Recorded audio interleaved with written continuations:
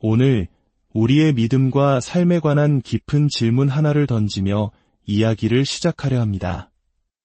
혹시 이런 마음을 느껴보신 적 있으신가요?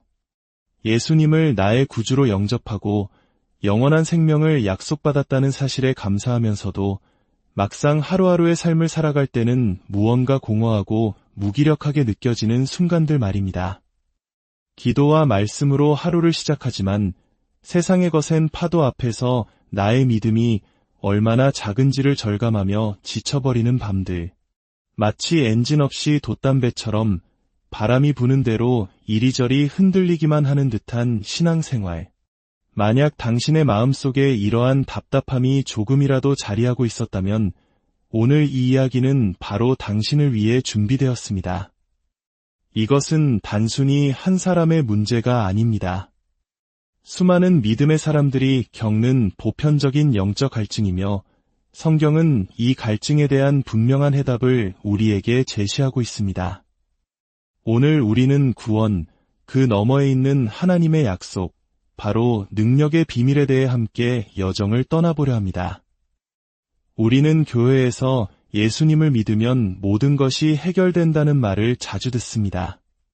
네, 그 말은 진리입니다. 예수 그리스도를 통해 구원을 얻는 것은 우리 영혼이 경험할 수 있는 가장 위대하고 근본적인 사건입니다. 그것은 영원한 죽음에서 생명으로 옮겨지는 기적이며 모든 것의 시작점입니다. 하지만 우리가 간과해서는 안 될 중요한 사실이 있습니다. 구원이 우리의 신앙생활에 임하는 능력까지 자동으로 보장해주는 것은 아니라는 점입니다.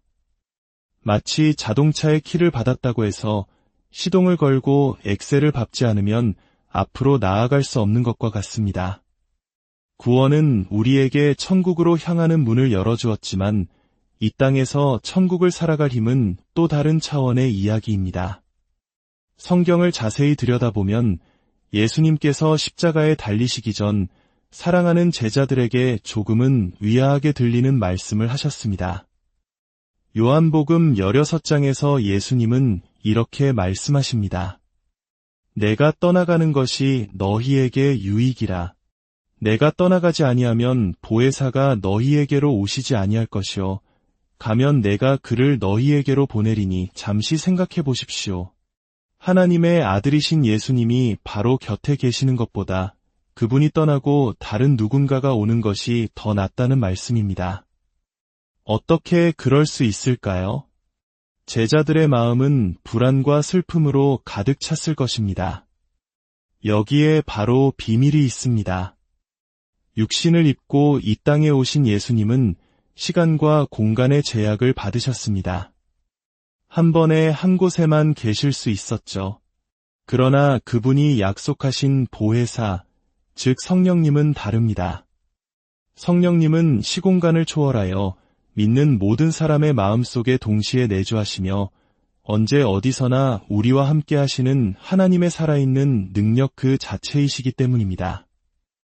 오늘날 많은 신자들이 구원받은 이후에도 성장이 멈춘 듯한 삶을 살아갑니다. 기도는 하지만 응답에 대한 확신이 없고 성경을 읽어도 머리로만 이해할 뿐 가슴을 뜨겁게 만들지 못합니다. 세상의 유혹과 죄의 습관 앞에서 번번이 넘어지며 좌절감을 느낍니다. 혹시 내 믿음이 부족해서 그런가 바라며 자책하고 계셨나요? 그렇지 않습니다. 이것은 믿음의 크기 문제가 아니라 능력의 부재 문제입니다. 예수님조차도 3년간 그분을 직접 따르며 가르침을 받았던 제자들에게 이렇게 명령하셨습니다. 예루살렘을 떠나지 말고 내게서 들은 바 아버지께서 약속하신 것을 기다리라. 이것은 선택사항이 아니었습니다. 복음을 전파라는 위대한 사명을 시작하기 전에 먼저 위로부터 오는 능력을 받으라는 분명하고 단호한 명령이었습니다. 이 능력이 바로 오늘 우리가 이야기하고자 하는 핵심, 성령 세례입니다. 성령 세례. 이 단어를 들었을 때 어떤 생각이 드시나요? 혹시 방언이나 뜨거운 지폐 같은 이미지가 떠오르며 특정 교단에서만 강조하는 특별한 경험이라고 생각하시나요? 사실 한국 교회 안에서도 이 주제는 다소 조심스럽게 다뤄지곤 합니다. 하지만 성경은 아주 명확하게 증언합니다. 성령 세례는 특정 교파의 전유물이 아니라 신약 성경 전체를 관통하는 핵심적인 가르침이며 초대 교회의 모든 성도들이 경험했던 보편적인 은혜였습니다. 더 나아가 그것은 예수님께서 직접 하신 약속이자 명령이었습니다. 성령 세례는 단순히 감정적인 황홀경이나 일시적인 뜨거움을 의미하는 것이 아닙니다. 성경 원어인 헬라어로 두나미스, 즉 기적을 일으키는 하나님의 폭발적인 힘을 받는 것입니다. 영어 단어 다이너마이트가 바로 이 단어에서 유래했습니다. 우리의 삶을 송두리째 바꿀 수 있는 강력한 영적 에너지를 공급받는 것입니다. 그 능력은 우리로 하여금 불가능해 보이는 삶을 가능하게 만듭니다. 원수를 사랑하라는 예수님의 말씀을 떠올려 보십시오. 우리의 힘과 의지로는 결코 불가능한 일입니다. 누군가 나의 뺨을 때리면 다른 쪽 뺨마저 돌려대라는 가르침은 인간의 본성을 거스르는 일입니다. 나를 핍박하는 자를 위해 축복하고 나에게 상처 준 사람을 끝까지 용서하며 살아가라는 말씀들. 이 모든 것은 지켜야 할 무거운 율법이나 도덕적 규칙이 아닙니다. 이것은 오직 성령님의 능력을 받을 때 비로소 살아낼 수 있는 새로운 삶의 방식에 대한 안내서입니다. 그렇기에 성령 세례는 그리스도인의 삶을 위한 선택 옵션이 아니라 영적 전쟁터와 같은 이 세상을 살아가는데 필요한 필수 전투 장비와 같습니다. 하나님께서는 우리가 그저 천국 가는 티켓 한 장을 손에 쥐고 이 땅에서는 무기력하게 버티는 삶을 살아가도록 부르지 않으셨습니다. 하나님은 우리 안에 내주하시는 성령을 통해 그분의 능력으로 충만하여 세상을 이기고 승리하는 삶을 살아가도록 우리를 부르셨습니다. 이것은 예수님의 마지막 유언과도 같습니다. 그분이 승천하시기 직전 제자들에게 남기신 마지막 말씀을 기억하십니까? 사도행전 1장 8절입니다. 오직 성령이 너희에게 임하시면 너희가 권능을 받고 땅 끝까지 이르러 내 증인이 되리라. 증인이 되기 위한 전제 조건은 지식이나 열정이 아니었습니다. 바로 성령이 임하실 때 받는 권능이었습니다. 성령을 받기 전과 후 제자들의 삶은 180도 달라졌습니다. 그들은 완전히 다른 사람이 되었습니다. 예수님께서 십자가에 달리시던 그 운명의 밤, 모든 제자들은 스승을 버리고 뿔뿔이 흩어져 도망쳤습니다. 수제자였던 베드로는 어린 소녀 앞에서 3번씩이나 저주하며 예수님을 모른다고 부인했습니다. 그들은 죽음이 두려워 문을 걸어 잠그고 숨어있던 지극히 평범하고 나약한 사람들이었습니다. 그런데 불과 몇 주 뒤 오순절 날 성령의 능력을 체험한 후 어떤 일이 일어났습니까? 그들은 당대 최고의 권력기관이었던 사내들인 공회 앞에 서서 조금의 두려움도 없이 담대하게 외쳤습니다. 하나님 앞에서 너희의 말을 듣는 것이 하나님의 말씀을 듣는 것보다 옳은가 판단하라. 이전에는 작은 위협에도 도망치던 그들이 이제는 감옥에 갇히고 채찍에 맞으면서도 예수의 이름으로 고난받는 것을 오히려 기뻐했습니다. 무엇이 그들을 이렇게 변화시켰을까요? 지식이 아닙니다. 결심도 아닙니다. 바로 하늘로부터 부어진 성령의 능력이 그들의 삶을 완전히 뒤바꿔 놓았던 것입니다. 오늘날 우리의 신앙생활이 초대교회와 같은 생명력을 잃고 무기력함에 빠져 있다면 그 이유는 단 하나일지 모릅니다. 바로 능력이 빠진 복음, 이론만 남은 신앙을 붙들고 있기 때문입니다. 만약 우리가 초대교회처럼 살기를 원한다면 초대교회가 붙들었던 바로 그 능력, 성령님을 우리 삶의 중심으로 모셔야 합니다. 이 메시지를 오늘날 전 세계에 가장 강력하게 선포하고 있는 인물 중 한 명이 바로 앤드류 워맥 목사입니다. 그는 현재 수백만 명에게 복음을 전하며 그의 말씀을 통해 수많은 영혼들이 변화되는 놀라운 사역을 감당하고 있습니다. 그는 8살이라는 어린 나이에 예수님을 인격적으로 영접했습니다. 얼마나 진실된 만남이었는지 다음날 학교에 가자 친구들이 어제 무슨 일 있었어? 완전히 다른 사람 같아 라고 물을 정도였습니다. 하지만 놀랍게도 그 후 10년간 그의 신앙생활은 깊은 갈증과 정체감 속에서 맴돌았습니다.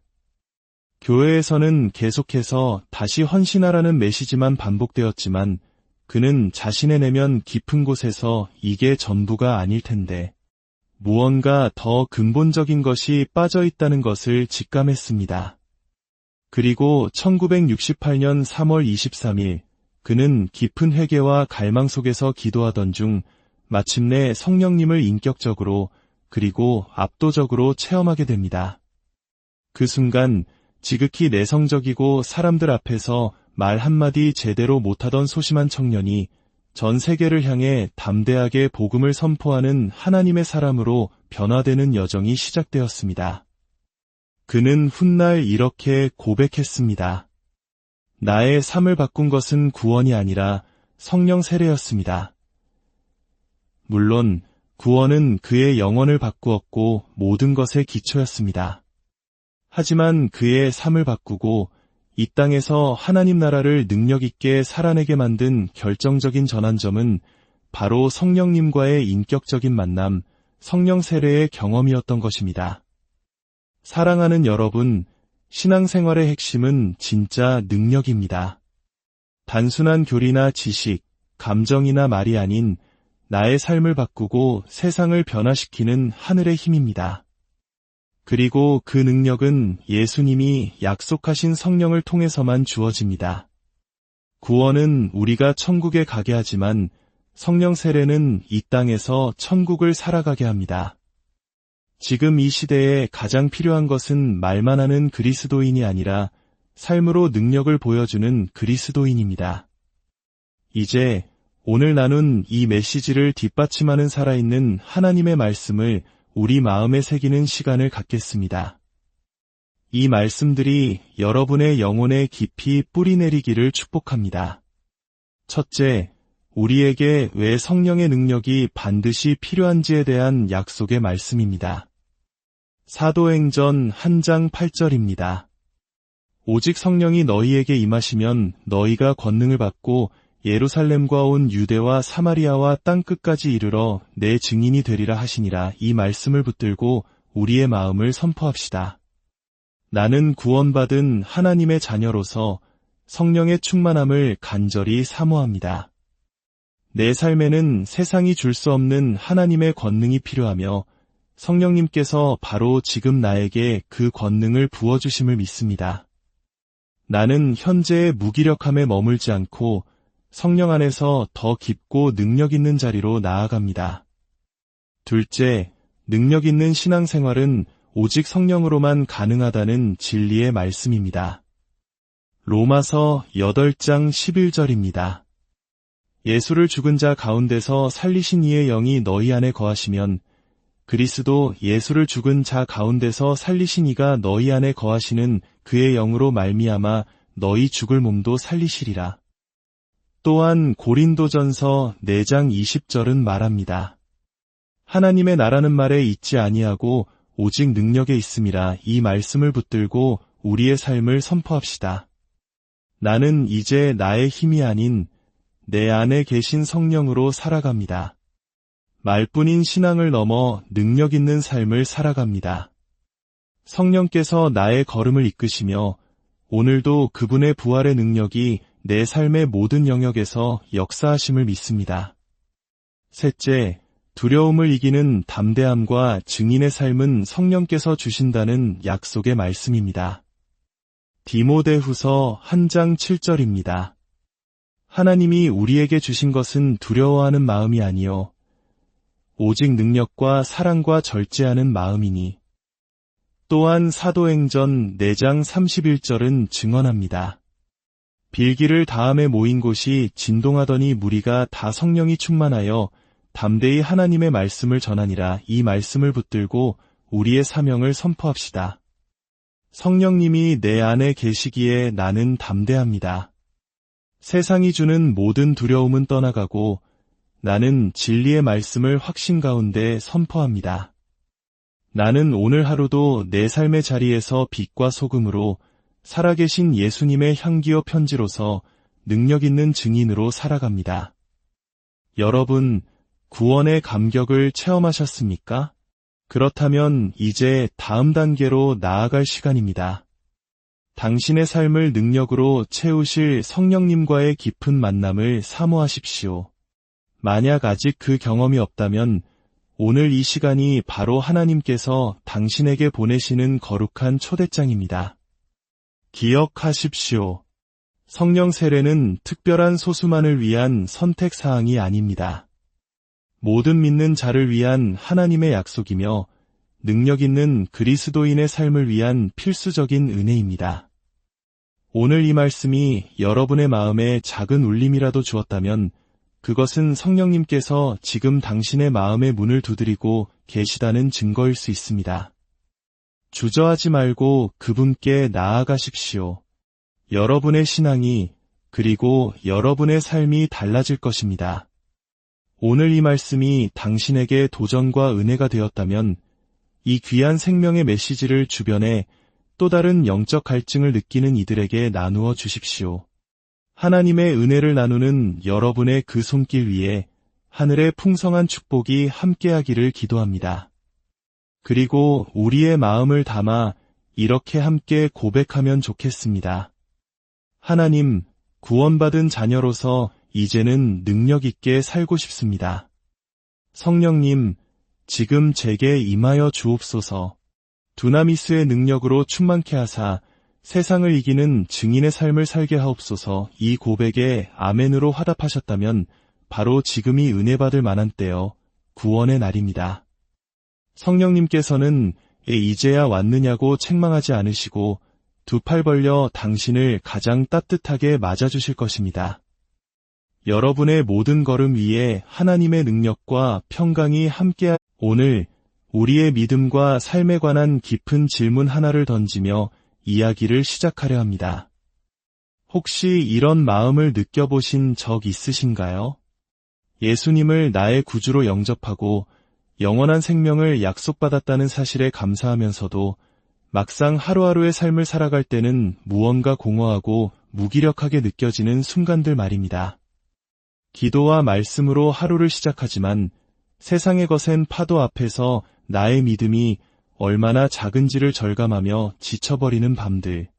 마치 엔진 없이 돛담배처럼 바람이 부는 대로 이리저리 흔들리기만 하는 듯한 신앙생활. 만약 당신의 마음속에 이러한 답답함이 조금이라도 자리하고 있었다면 오늘 이 이야기는 바로 당신을 위해 준비되었습니다. 이것은 단순히 한 사람의 문제가 아닙니다. 수많은 믿음의 사람들이 겪는 보편적인 영적 갈증이며 성경은 이 갈증에 대한 분명한 해답을 우리에게 제시하고 있습니다. 오늘 우리는 구원, 그 너머에 있는 하나님의 약속, 바로 능력의 비밀에 대해 함께 여정을 떠나보려 합니다. 우리는 교회에서 예수님을 믿으면 모든 것이 해결된다는 말을 자주 듣습니다. 네, 그 말은 진리입니다. 예수 그리스도를 통해 구원을 얻는 것은 우리 영혼이 경험할 수 있는 가장 위대하고 근본적인 사건입니다. 그것은 영원한 죽음에서 생명으로 옮겨지는 기적이며 모든 것의 시작점입니다. 하지만 우리가 간과해서는 안 될 중요한 사실이 있습니다. 구원이 우리의 신앙생활에 임하는 능력까지 자동으로 보장해주는 것은 아니라는 점입니다. 마치 자동차의 키를 받았다고 해서 시동을 걸고 엑셀을 밟지 않으면 앞으로 나아갈 수 없는 것과 같습니다. 구원은 우리에게 천국으로 향하는 문을 열어주었지만 이 땅에서 천국을 살아갈 힘은 또 다른 차원의 이야기입니다. 성경을 자세히 들여다보면 예수님께서 십자가에 달리시기 전 사랑하는 제자들에게 조금은 의아하게 들리는 말씀을 하셨습니다. 요한복음 16장에서 예수님은 이렇게 말씀하십니다. 내가 떠나가는 것이 너희에게 유익이라. 내가 떠나가지 아니하면 보혜사가 너희에게로 오시지 아니할 것이요. 가면 내가 그를 너희에게로 보내리니 잠시 생각해 보십시오. 하나님의 아들이신 예수님이 바로 곁에 계시는 것보다 그분이 떠나고 다른 누군가가 오는 것이 더 낫다는 말씀입니다. 어떻게 그럴 수 있을까요? 제자들의 마음은 불안과 슬픔으로 가득 찼을 것입니다. 여기에 바로 비밀이 있습니다. 육신을 입고 이 땅에 오신 예수님은 시간과 공간의 제약을 받으셨습니다. 한 번에 한 곳에만 계실 수 있었죠. 그러나 그분이 약속하신 보혜사, 즉 성령님은 다릅니다.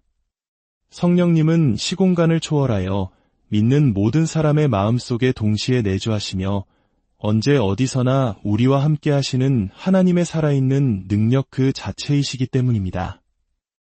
오늘날 많은 신자들이 구원받은 이후에도 성장이 멈춘 듯한 삶을 살아갑니다. 기도는 하지만 응답에 대한 확신이 없고 성경을 읽어도 머리로만 이해할 뿐 가슴을 뜨겁게 만들지 못합니다. 세상의 유혹과 죄의 습관 앞에서 번번이 넘어지며 좌절감을 느낍니다. 혹시 내 믿음이 부족해서 그런가 바라며 자책하고 계셨나요? 그렇지 않습니다. 이것은 믿음의 크기 문제가 아니라 능력의 부재 문제입니다. 예수님조차도 3년간 그분을 직접 따르며 가르침을 받았던 제자들에게 이렇게 명령하셨습니다. 예루살렘을 떠나지 말고 내게서 들은 바 아버지께서 약속하신 것을 기다리라. 이것은 선택사항이 아니었습니다. 복음을 전파라는 위대한 사명을 시작하기 전에 먼저 위로부터 오는 능력을 받으라는 분명하고 단호한 명령이었습니다. 이 능력이 바로 오늘 우리가 이야기하고자 하는 핵심, 성령 세례입니다. 성령 세례. 이 단어를 들었을 때 어떤 생각이 드시나요? 혹시 방언이나 뜨거운 지폐 같은 이미지가 떠오르며 특정 교단에서만 강조하는 특별한 경험이라고 생각하시나요? 사실 한국 교회 안에서도 이 주제는 다소 조심스럽게 다뤄지곤 합니다. 하지만 성경은 아주 명확하게 증언합니다. 성령 세례는 특정 교파의 전유물이 아니라 신약 성경 전체를 관통하는 핵심적인 가르침이며 초대 교회의 모든 성도들이 경험했던 보편적인 은혜였습니다. 더 나아가 그것은 예수님께서 직접 하신 약속이자 명령이었습니다. 성령 세례는 단순히 감정적인 황홀경이나 일시적인 뜨거움을 의미하는 것이 아닙니다. 성경 언어인 헬라어로 두나미스, 즉 기적을 일으키는 하나님의 폭발적인 힘을 받는 것입니다. 영어 단어 다이너마이트가 바로 이 단어에서 유래했습니다. 우리의 삶을 송두리째 바꿀 수 있는 강력한 영적 에너지를 공급받는 것입니다. 그 능력은 우리로 하여금 불가능해 보이는 삶을 가능하게 만듭니다. 원수를 사랑하라는 예수님의 말씀을 떠올려 보십시오. 우리의 힘과 의지로는 결코 불가능한 일입니다. 누군가 나의 뺨을 때리면 다른 쪽 뺨마저 돌려대라는 가르침은 인간의 본성을 거스르는 일입니다. 나를 핍박하는 자를 위해 축복하고 나에게 상처 준 사람을 끝까지 용서하며 살아가라는 말씀들. 이 모든 것은 지켜야 할 무거운 율법이나 도덕적 규칙이 아닙니다. 이것은 오직 성령님의 능력을 받을 때 비로소 살아낼 수 있는 새로운 삶의 방식에 대한 안내서입니다. 그렇기에 성령 세례는 그리스도인의 삶을 위한 선택 옵션이 아니라 영적 전쟁터와 같은 이 세상을 살아가는데 필요한 필수 전투 장비와 같습니다. 하나님께서는 우리가 그저 천국 가는 티켓 한 장을 손에 쥐고 이 땅에서는 무기력하게 버티는 삶을 살아가도록 부르지 않으셨습니다. 하나님은 우리 안에 내주하시는 성령을 통해 그분의 능력으로 충만하여 세상을 이기고 승리하는 삶을 살아가도록 우리를 부르셨습니다. 이것은 예수님의 마지막 유언과도 같습니다. 그분이 승천하시기 직전 제자들에게 남기신 마지막 말씀을 기억하십니까? 사도행전 1장 8절입니다. 오직 성령이 너희에게 임하시면 너희가 권능을 받고 땅끝까지 이르러 내 증인이 되리라. 증인이 되기 위한 전제 조건은 지식이나 열정이 아니었습니다. 바로 성령이 임하실 때 받는 권능이었습니다. 성령을 받기 전과 후 제자들의 삶은 180도 달라졌습니다. 그들은 완전히 다른 사람이 되었습니다. 예수님께서 십자가에 달리시던 그 운명의 밤, 모든 제자들은 스승을 버리고 뿔뿔이 흩어져 도망쳤습니다. 수제자였던 베드로는 어린 소녀 앞에서 3번씩이나 저주하며 예수님을 모른다고 부인했습니다. 그들은 죽음이 두려워 문을 걸어 잠그고 숨어있던 지극히 평범하고 나약한 사람들이었습니다. 그런데 불과 몇 주 뒤 오순절 날 성령의 능력을 체험한 후 어떤 일이 일어났습니까? 그들은 당대 최고의 권력기관이었던 사내들인 공회 앞에 서서 조금의 두려움도 없이 담대하게 외쳤습니다. 하나님 앞에서 너희의 말을 듣는 것이 하나님의 말씀을 듣는 것보다 옳은가 판단하라. 이전에는 작은 위협에도 도망치던 그들이 이제는 감옥에 갇히고 채찍에 맞으면서도 예수의 이름으로 고난받는 것을 오히려 기뻐했습니다. 무엇이 그들을 이렇게 변화시켰을까요? 지식이 아닙니다. 결심도 아닙니다. 바로 하늘로부터 부어진 성령의 능력이 그들의 삶을 완전히 뒤바꿔 놓았던 것입니다.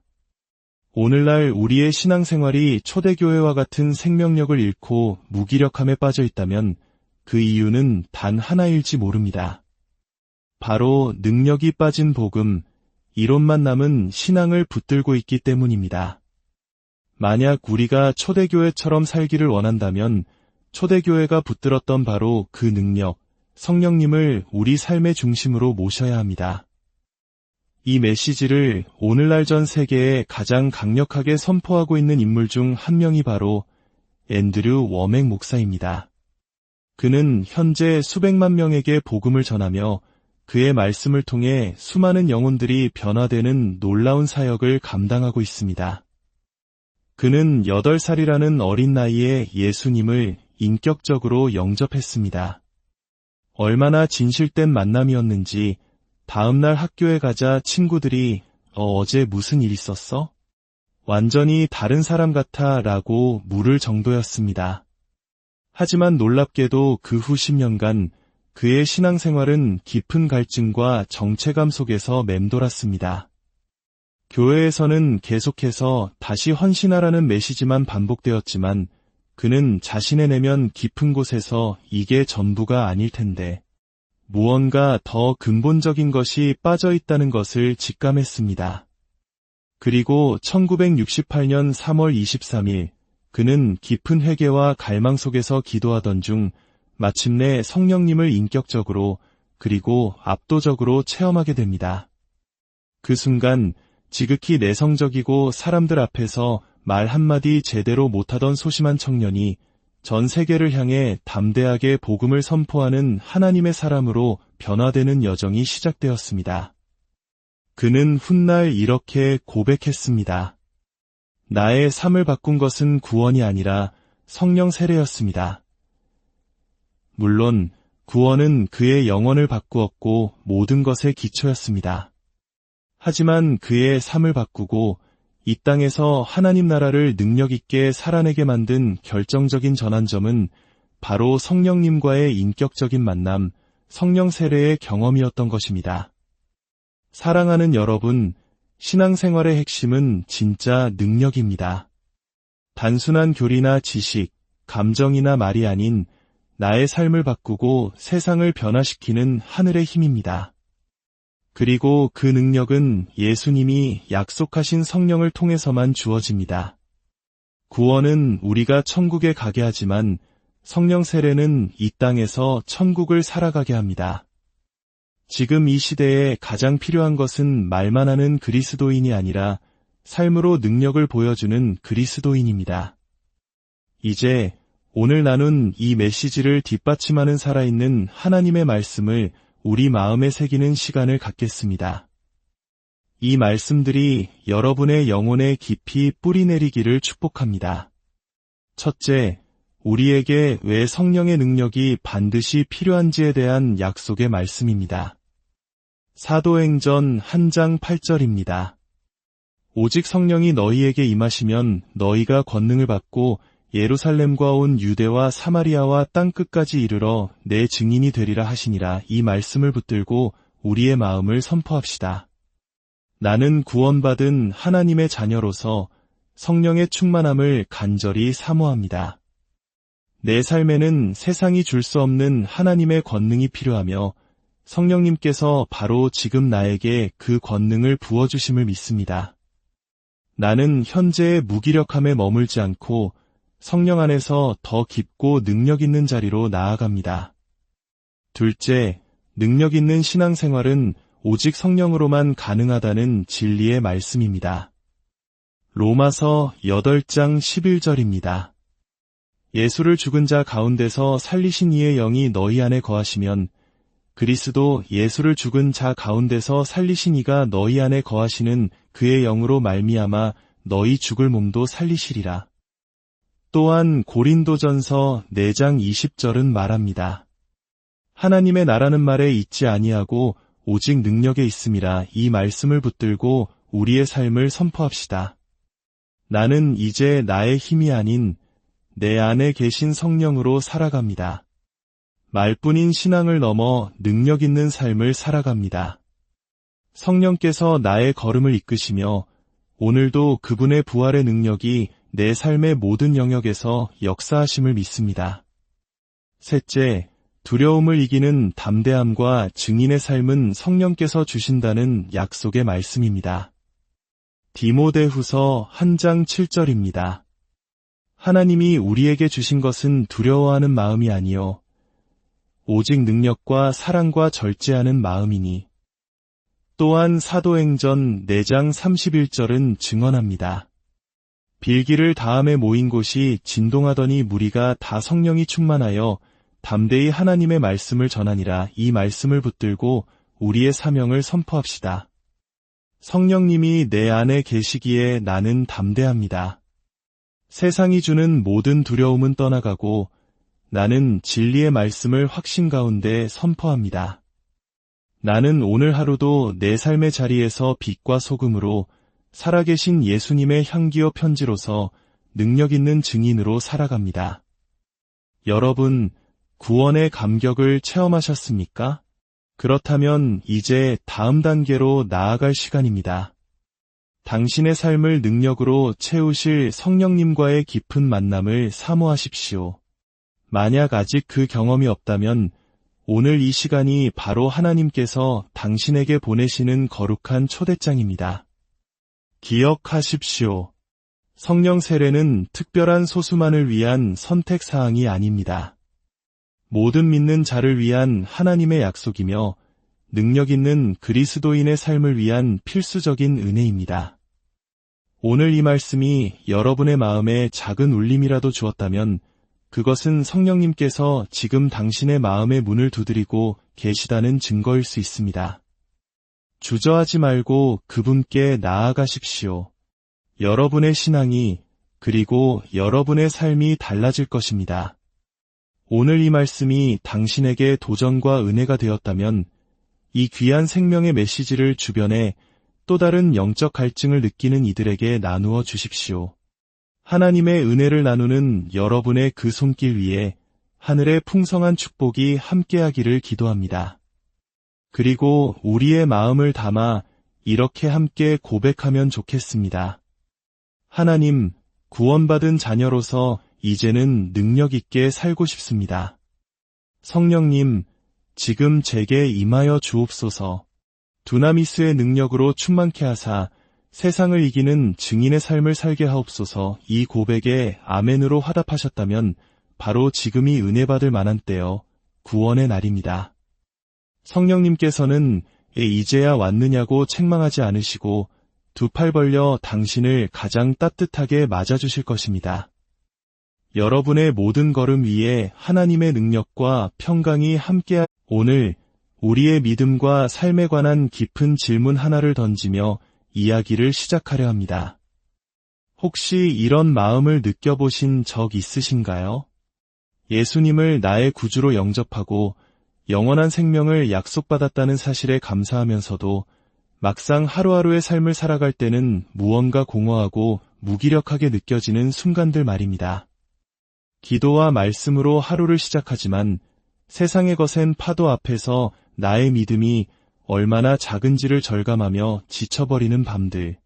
마치 엔진 없이 돛담배처럼 바람이 부는 대로 이리저리 흔들리기만 하는 듯한 신앙생활. 만약 당신의 마음속에 이러한 답답함이 조금이라도 자리하고 있었다면 오늘 이 이야기는 바로 당신을 위해 준비되었습니다. 이것은 단순히 한 사람의 문제가 아닙니다. 수많은 믿음의 사람들이 겪는 보편적인 영적 갈증이며 성경은 이 갈증에 대한 분명한 해답을 우리에게 제시하고 있습니다. 오늘 우리는 구원, 그 너머에 있는 하나님의 약속, 바로 능력의 비밀에 대해 함께 여정을 떠나보려 합니다. 우리는 교회에서 예수님을 믿으면 모든 것이 해결된다는 말을 자주 듣습니다. 네, 그 말은 진리입니다. 예수 그리스도를 통해 구원을 얻는 것은 우리 영혼이 경험할 수 있는 가장 위대하고 근본적인 사건입니다. 그것은 영원한 죽음에서 생명으로 옮겨지는 기적이며 모든 것의 시작점입니다. 하지만 우리가 간과해서는 안 될 중요한 사실이 있습니다.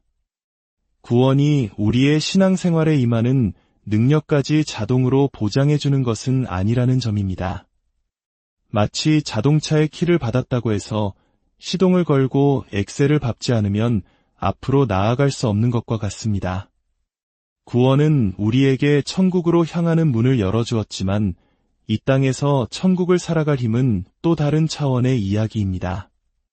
성경을 자세히 들여다보면 예수님께서 십자가에 달리시기 전 사랑하는 제자들에게 조금은 위화하게 들리는 말씀을 하셨습니다. 요한복음 16장에서 예수님은 이렇게 말씀하십니다. 내가 떠나가는 것이 너희에게 유익이라. 내가 떠나가지 아니하면 보혜사가 너희에게로 오시지 아니할 것이요. 가면 내가 그를 너희에게로 보내리니 잠시 생각해 보십시오. 하나님의 아들이신 예수님이 바로 곁에 계시는 것보다 그분이 떠나고 다른 누군가가 오는 것이 더 낫다는 말씀입니다. 어떻게 그럴 수 있을까요? 제자들의 마음은 불안과 슬픔으로 가득 찼을 것입니다. 여기에 바로 비밀이 있습니다. 육신을 입고 이 땅에 오신 예수님은 시간과 공간의 제약을 받으셨습니다. 한 번에 한 곳에만 계실 수 있었죠. 그러나 그분이 약속하신 보혜사, 즉 성령님은 다릅니다. 성령님은 시공간을 초월하여 믿는 모든 사람의 마음속에 동시에 내주하시며 언제 어디서나 우리와 함께 하시는 하나님의 살아있는 능력 그 자체이시기 때문입니다. 오늘날 많은 신자들이 구원받은 이후에도 성장이 멈춘 듯한 삶을 살아갑니다. 기도는 하지만 응답에 대한 확신이 없고 성경을 읽어도 머리로만 이해할 뿐 가슴을 뜨겁게 만들지 못합니다. 세상의 유혹과 죄의 습관 앞에서 번번이 넘어지며 좌절감을 느낍니다. 혹시 내 믿음이 부족해서 그런가 바라며 자책하고 계셨나요? 그렇지 않습니다.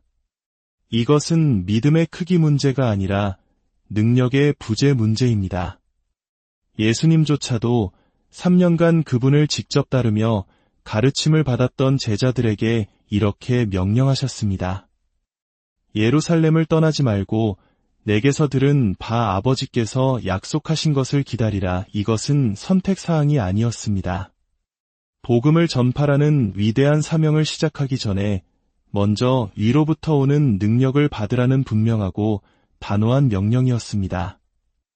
이 능력이 바로 오늘 우리가 이야기하고자 하는 핵심, 성령 세례입니다. 성령 세례. 이 단어를 들었을 때 어떤 생각이 드시나요?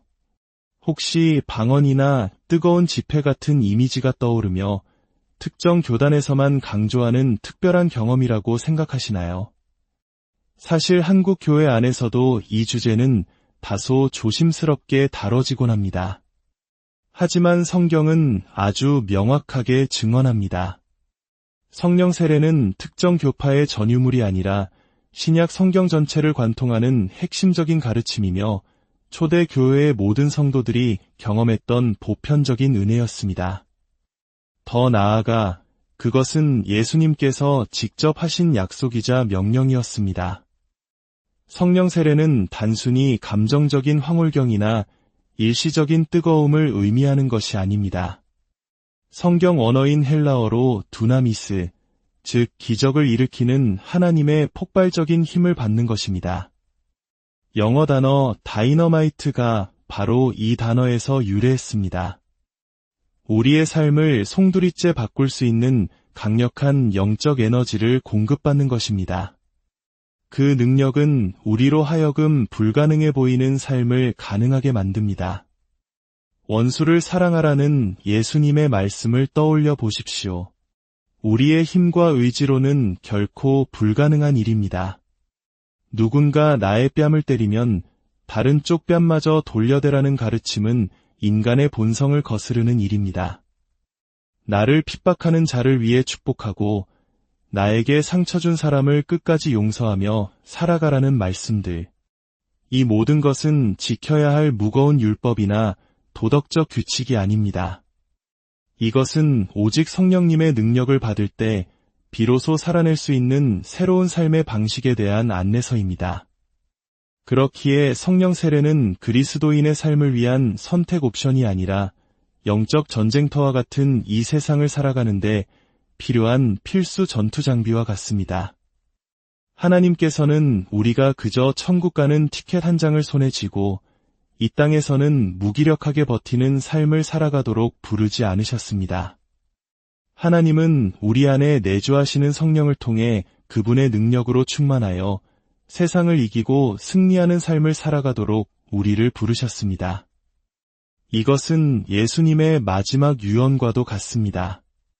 그분이 승천하시기 직전 제자들에게 남기신 마지막 말씀을 기억하십니까?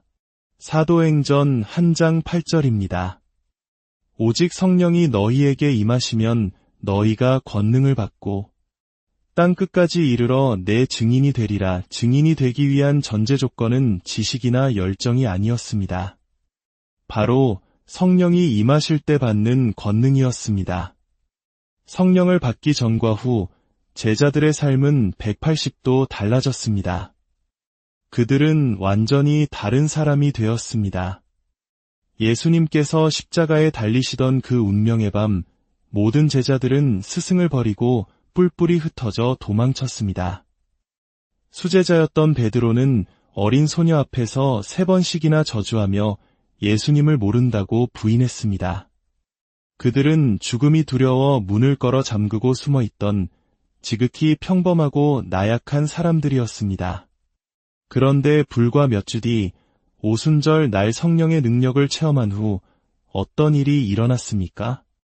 그들은 당대 최고의 권력기관이었던 사내들인 공회 앞에 서서 조금의 두려움도 없이 담대하게 외쳤습니다. 하나님 앞에서 너희의 말을 듣는 것이 하나님의 말씀을 듣는 것보다 옳은가 판단하라. 이전에는 작은 위협에도 도망치던 그들이 이제는 감옥에 갇히고 채찍에 맞으면서도 예수의 이름으로 고난받는 것을 오히려 기뻐했습니다. 무엇이 그들을 이렇게 변화시켰을까요? 지식이 아닙니다. 결심도 아닙니다. 바로 하늘로부터 부어진 성령의 능력이 그들의 삶을 완전히 뒤바꿔 놓았던 것입니다. 오늘날 우리의 신앙생활이 초대교회와 같은 생명력을 잃고 무기력함에 빠져 있다면 그 이유는 단 하나일지 모릅니다. 바로 능력이 빠진 복음, 이론만 남은 신앙을 붙들고 있기 때문입니다. 만약 우리가 초대교회처럼 살기를 원한다면 초대교회가 붙들었던 바로 그 능력, 성령님을 우리 삶의 중심으로 모셔야 합니다. 이 메시지를 오늘날 전 세계에 가장 강력하게 선포하고 있는 인물 중 한 명이 바로 앤드류 워맥 목사입니다. 그는 현재 수백만 명에게 복음을 전하며 그의 말씀을 통해 수많은 영혼들이 변화되는 놀라운 사역을 감당하고 있습니다. 그는 8살이라는 어린 나이에 예수님을 인격적으로 영접했습니다. 얼마나 진실된 만남이었는지 다음날 학교에 가자 친구들이 어제 무슨 일 있었어? 완전히 다른 사람 같아 라고 물을 정도였습니다. 하지만 놀랍게도 그 후 10년간 그의 신앙생활은 깊은 갈증과 정체감 속에서 맴돌았습니다. 교회에서는 계속해서 다시 헌신하라는 메시지만 반복되었지만 그는 자신의 내면 깊은 곳에서 이게 전부가 아닐 텐데 무언가 더 근본적인 것이 빠져 있다는 것을 직감했습니다. 그리고 1968년 3월 23일 그는 깊은 회개와 갈망 속에서 기도하던 중 마침내 성령님을 인격적으로 그리고 압도적으로 체험하게 됩니다. 그 순간 지극히 내성적이고 사람들 앞에서 말 한마디 제대로 못하던 소심한 청년이 전 세계를 향해 담대하게 복음을 선포하는 하나님의 사람으로 변화되는 여정이 시작되었습니다. 그는 훗날 이렇게 고백했습니다. 나의 삶을 바꾼 것은 구원이 아니라 성령 세례였습니다. 물론 구원은 그의 영혼을 바꾸었고 모든 것의 기초였습니다. 하지만 그의 삶을 바꾸고 이 땅에서 하나님 나라를 능력있게 살아내게 만든 결정적인 전환점은 바로 성령님과의 인격적인 만남, 성령 세례의 경험이었던 것입니다. 사랑하는 여러분, 신앙생활의 핵심은 진짜 능력입니다. 단순한 교리나 지식, 감정이나 말이 아닌 나의 삶을 바꾸고 세상을 변화시키는 하늘의 힘입니다. 그리고 그 능력은 예수님이 약속하신 성령을 통해서만 주어집니다. 구원은 우리가 천국에 가게 하지만 성령 세례는 이 땅에서 천국을 살아가게 합니다. 지금 이 시대에 가장 필요한 것은 말만 하는 그리스도인이 아니라 삶으로 능력을 보여주는 그리스도인입니다. 이제 오늘 나눈 이 메시지를 뒷받침하는 살아있는 하나님의 말씀을 우리 마음에 새기는 시간을 갖겠습니다. 이 말씀들이 여러분의 영혼에 깊이 뿌리내리기를 축복합니다. 첫째, 우리에게 왜 성령의 능력이 반드시 필요한지에 대한 약속의 말씀입니다. 사도행전 1장 8절입니다. 오직 성령이 너희에게 임하시면 너희가 권능을 받고 예루살렘과 온 유대와 사마리아와 땅끝까지 이르러 내 증인이 되리라 하시니라. 이 말씀을 붙들고 우리의 마음을 선포합시다. 나는 구원받은 하나님의 자녀로서 성령의 충만함을 간절히 사모합니다. 내 삶에는 세상이 줄 수 없는 하나님의 권능이 필요하며 성령님께서 바로 지금 나에게 그 권능을 부어주심을 믿습니다. 나는 현재의 무기력함에 머물지 않고 성령 안에서 더 깊고 능력 있는 자리로 나아갑니다. 둘째, 능력 있는 신앙생활은 오직 성령으로만 가능하다는 진리의 말씀입니다. 로마서 8장 11절입니다. 예수를 죽은 자 가운데서 살리신 이의 영이 너희 안에 거하시면 그리스도 예수를 죽은 자 가운데서 살리신 이가 너희 안에 거하시는 그의 영으로 말미암아 너희 죽을 몸도 살리시리라. 또한 고린도전서 4장 20절은 말합니다. 하나님의 나라는 말에 있지 아니하고 오직 능력에 있음이라. 이 말씀을 붙들고 우리의 삶을 선포합시다. 나는 이제 나의 힘이 아닌 내 안에 계신 성령으로 살아갑니다. 말뿐인 신앙을 넘어 능력 있는 삶을 살아갑니다. 성령께서 나의 걸음을 이끄시며 오늘도 그분의 부활의 능력이 내 삶의 모든 영역에서 역사하심을 믿습니다. 셋째, 두려움을 이기는 담대함과 증인의 삶은 성령께서 주신다는 약속의 말씀입니다. 디모데후서 1장 7절입니다. 하나님이 우리에게 주신 것은 두려워하는 마음이 아니요 오직 능력과 사랑과 절제하는 마음이니. 또한 사도행전 4장 31절은 증언합니다. 빌기를 다함에 모인 곳이 진동하더니 무리가 다 성령이 충만하여 담대히 하나님의 말씀을 전하니라. 이 말씀을 붙들고 우리의 사명을 선포합시다. 성령님이 내 안에 계시기에 나는 담대합니다. 세상이 주는 모든 두려움은 떠나가고 나는 진리의 말씀을 확신 가운데 선포합니다. 나는 오늘 하루도 내 삶의 자리에서 빛과 소금으로 살아계신 예수님의 향기와 편지로서 능력 있는 증인으로 살아갑니다. 여러분, 구원의 감격을 체험하셨습니까? 그렇다면 이제 다음 단계로 나아갈 시간입니다. 당신의 삶을 능력으로 채우실 성령님과의 깊은 만남을 사모하십시오. 만약 아직 그 경험이 없다면 오늘 이 시간이 바로 하나님께서 당신에게 보내시는 거룩한 초대장입니다. 기억하십시오. 성령 세례는 특별한 소수만을 위한 선택사항이 아닙니다. 모든 믿는 자를 위한 하나님의 약속이며 능력 있는 그리스도인의 삶을 위한 필수적인 은혜입니다. 오늘 이 말씀이 여러분의 마음에 작은 울림이라도 주었다면 그것은 성령님께서 지금 당신의 마음의 문을 두드리고 계시다는 증거일 수 있습니다. 주저하지 말고 그분께 나아가십시오. 여러분의 신앙이 그리고 여러분의 삶이 달라질 것입니다. 오늘 이 말씀이 당신에게 도전과 은혜가 되었다면 이 귀한 생명의 메시지를 주변에 또 다른 영적 갈증을 느끼는 이들에게 나누어 주십시오. 하나님의 은혜를 나누는 여러분의 그 손길 위에 하늘의 풍성한 축복이 함께하기를 기도합니다. 그리고 우리의 마음을 담아 이렇게 함께 고백하면 좋겠습니다. 하나님, 구원받은 자녀로서 이제는 능력 있게 살고 싶습니다. 성령님, 지금 제게 임하여 주옵소서. 두나미스의 능력으로 충만케 하사 세상을 이기는 증인의 삶을 살게 하옵소서. 이 고백에 아멘으로 화답하셨다면 바로 지금이 은혜 받을 만한 때요, 구원의 날입니다. 성령님께서는 이제야 왔느냐고 책망하지 않으시고 두 팔 벌려 당신을 가장 따뜻하게 맞아주실 것입니다. 여러분의 모든 걸음 위에 하나님의 능력과 평강이 함께. 오늘 우리의 믿음과 삶에 관한 깊은 질문 하나를 던지며 이야기를 시작하려 합니다. 혹시 이런 마음을 느껴보신 적 있으신가요?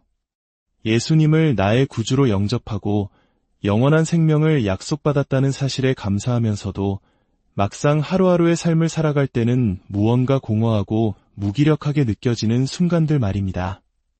기도와 말씀으로 하루를 시작하지만 세상의 거센 파도 앞에서 나의 믿음이 얼마나 작은지를 절감하며 지쳐버리는 밤들.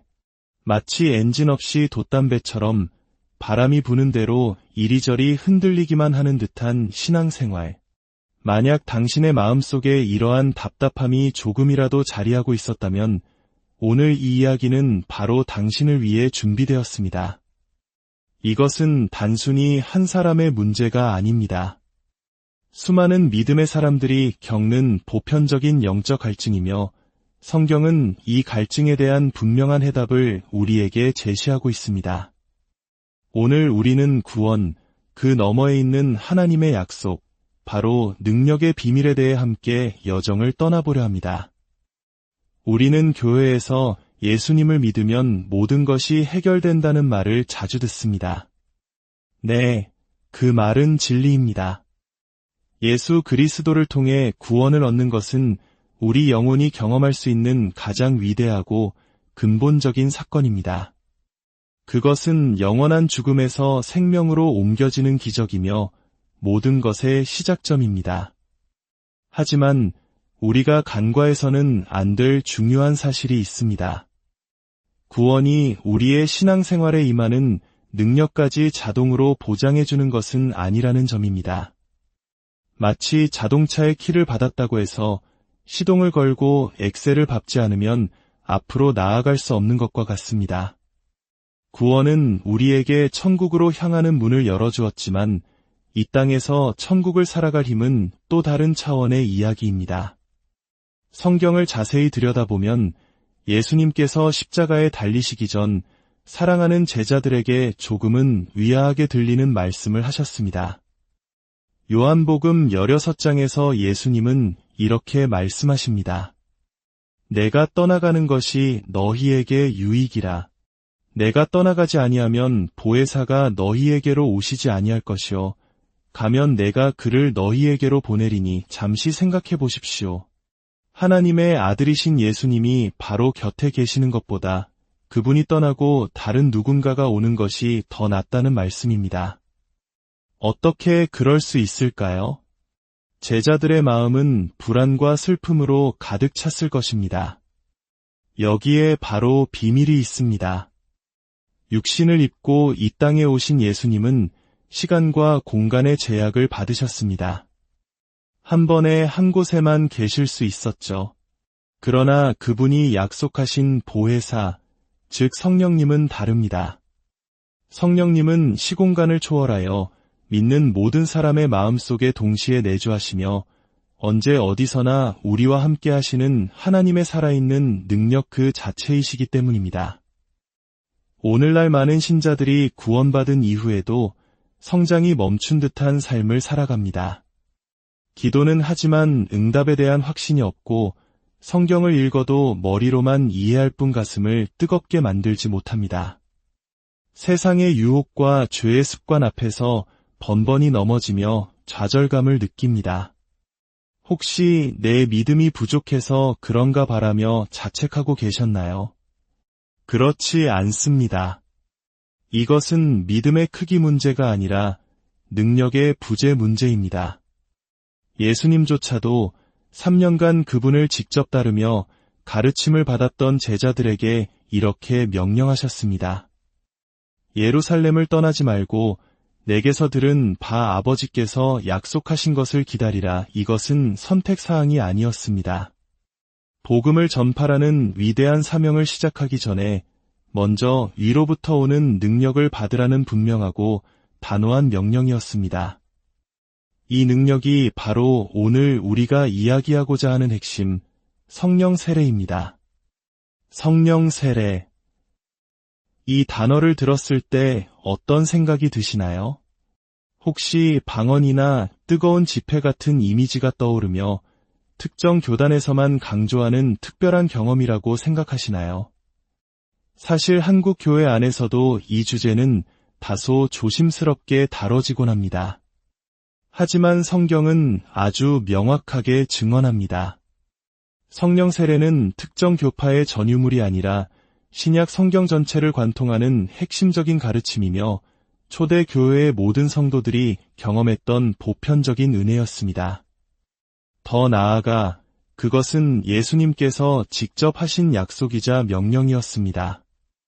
성령 세례는 단순히 감정적인 황홀경이나 일시적인 뜨거움을 의미하는 것이 아닙니다. 성경 원어인 헬라어로 두나미스, 즉 기적을 일으키는 하나님의 폭발적인 힘을 받는 것입니다. 영어 단어 다이너마이트가 바로 이 단어에서 유래했습니다. 우리의 삶을 송두리째 바꿀 수 있는 강력한 영적 에너지를 공급받는 것입니다. 그 능력은 우리로 하여금 불가능해 보이는 삶을 가능하게 만듭니다. 원수를 사랑하라는 예수님의 말씀을 떠올려 보십시오. 우리의 힘과 의지로는 결코 불가능한 일입니다. 누군가 나의 뺨을 때리면 다른 쪽 뺨마저 돌려대라는 가르침은 인간의 본성을 거스르는 일입니다. 나를 핍박하는 자를 위해 축복하고 나에게 상처 준 사람을 끝까지 용서하며 살아가라는 말씀들. 이 모든 것은 지켜야 할 무거운 율법이나 도덕적 규칙이 아닙니다. 이것은 오직 성령님의 능력을 받을 때 비로소 살아낼 수 있는 새로운 삶의 방식에 대한 안내서입니다. 그렇기에 성령 세례는 그리스도인의 삶을 위한 선택 옵션이 아니라 영적 전쟁터와 같은 이 세상을 살아가는데 필요한 필수 전투 장비와 같습니다. 하나님께서는 우리가 그저 천국 가는 티켓 한 장을 손에 쥐고 이 땅에서는 무기력하게 버티는 삶을 살아가도록 부르지 않으셨습니다. 하나님은 우리 안에 내주하시는 성령을 통해 그분의 능력으로 충만하여 세상을